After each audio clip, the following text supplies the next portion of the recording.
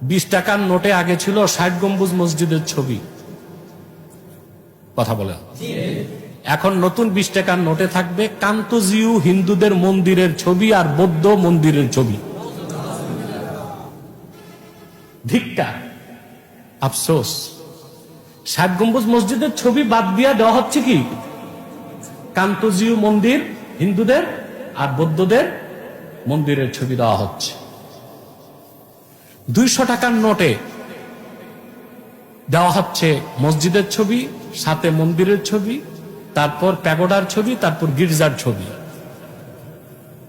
আরে বাবা, তোমার দেশ কিন্তু খাতায় কলমে তোমার অঘোষিতভাবে বিক্রি হয়ে যাচ্ছে। কত চরম ধৃষ্টতা!